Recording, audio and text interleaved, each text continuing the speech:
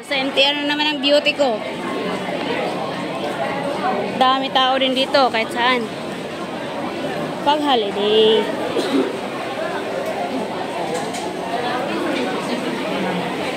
MTR. Pero nahilo ako guys sa ininom ko.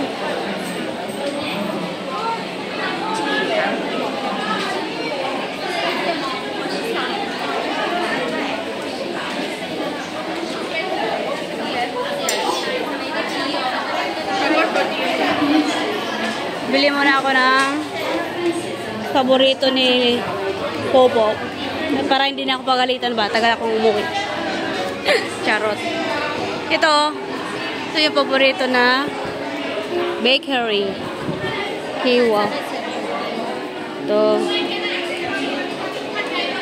paborito na bakery. Kiwa. Saka, ganda. Promise, nahilo talaga ako. Diba? Ang ganda ng mga mooncake na ngayon eh. Kaya maraming mooncake dito. Egg roll pala to eh. Ito mooncake oh. Tsaka ito yung paborito ni Lo. Kaya kukunan ko siya ng paborito niya. Dalawa dito. Dalawa dito.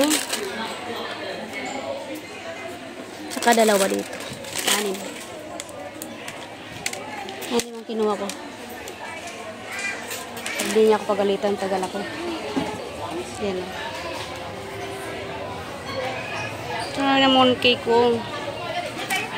Mahal ng isa. Kasi ano to eh, yung traditional na mooncake.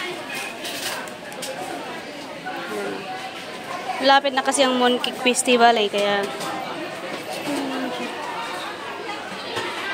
pero yung paborito ko na ano ng mooncake, yung isa.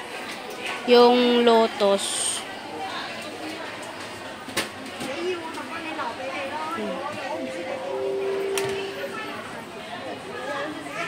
Walnut to eh. Maganda rin. Masarap din to eh. Magbayad na ako ha.